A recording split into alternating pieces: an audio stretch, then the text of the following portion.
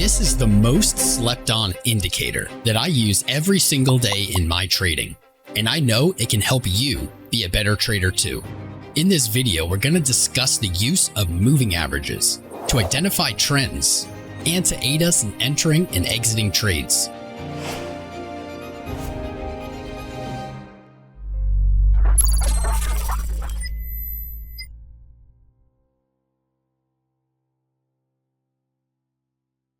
The first thing that we should understand is what a moving average is and how it's generated.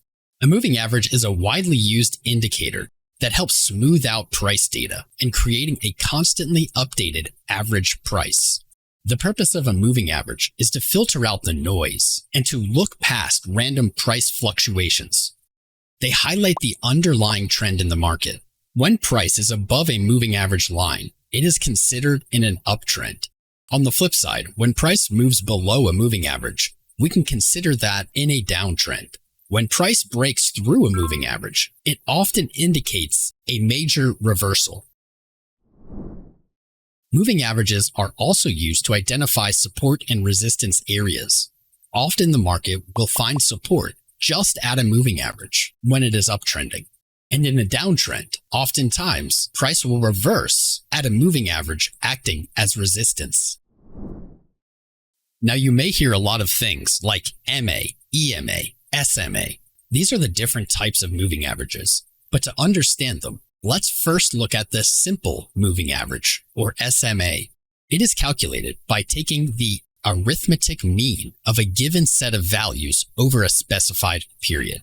Each price point in the calculation is given equal weight. Because it incorporates past prices, it responds to price movements more slowly. This is the main downside. Sometimes these will lag too far behind signals to be effective. Now, to address this, you can use either the weighted or exponential moving average. Both types respond more quickly to price changes by placing more weight on recent data and less weight on older data. While all of these moving averages are valid and can be great trading tools, it's going to come down to what works best for you and your style of trading. If you need help deciding which of these to use, here's what I recommend.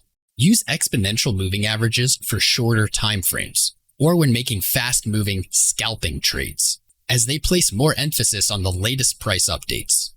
Use simple moving averages if you plan to hold a position for a longer period. I like to use these when I'm trading spot and macro price moves. Simple moving averages are also useful for filtering out noise from random price fluctuations. This helps pinpoint the overall market direction.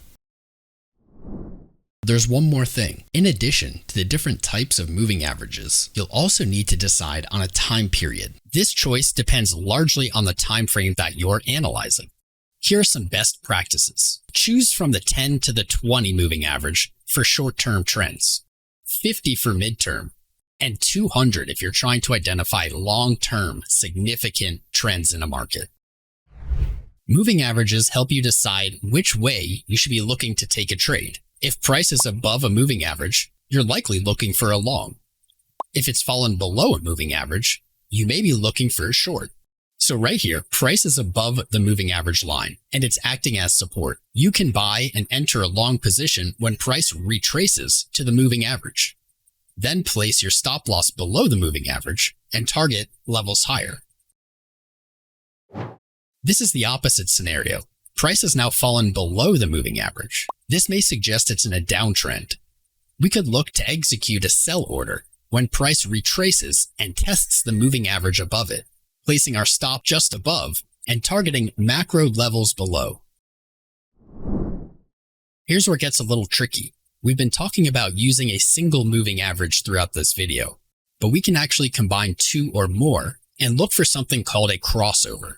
When you have two moving averages on a chart with different time periods, one reflecting the shorter term trend and the other reflecting the longer term trend in price, we can trade these moving average crossovers. They will help us determine when a trend has changed. Let me show you.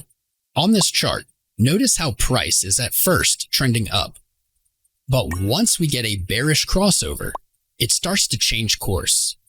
As the market continued to go lower, we see how this moving average is acting as resistance. Once we get the bullish crossover, with the market breaking through our MAs, we can see that the trend reversed. The market shifted from a bearish environment to a bullish one. Now, trading moving averages on their own can be kind of tricky, and that's why you should combine them with other price action methods like support and resistance. But the best way to learn is to see it visually. So let me show you. Right now we're looking at the euro to dollar chart.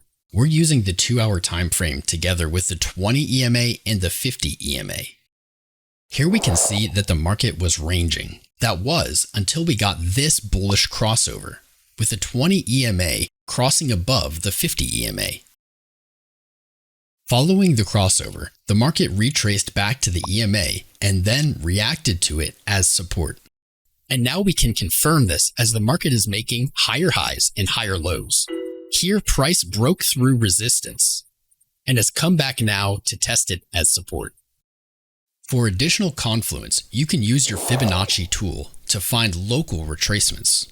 As we can see right here, we have 3 levels of confluence. Our resistance level that is flipped to support, our 618 fib level, and tying it together are our moving averages. We can now look to place a buy order here with our stop loss below our low, and we can aim for a 3-to-1 risk to reward. But this isn't the only way we can use this. Let's look at a different example. Here we can see the market in a local range. After a while, it started breaking down, creating new lower lows. This is a clear shift in market structure. We can also see here it begins trading below the EMAs, which is another indication of bearish price action. To the left, you may notice an old level of support, as price has reacted from it many times. But now, it has turned to resistance since the market broke through it. So we wait until price retraces back to this area, looking for some other signal such as a bearish engulfing candlestick for extra confirmation. Once everything is in your favor, enter on the candle close, set your stop above the EMAs, and target the levels lower. Thank you for watching the greatest trading course on YouTube. This is the end of the video, and hopefully we did a good job. In the comments, let us know how we can do better and what topics that you'd like to see in the future. If you know a trader that might benefit from this video, please share it with them and hit the likes and subscribes on the way out.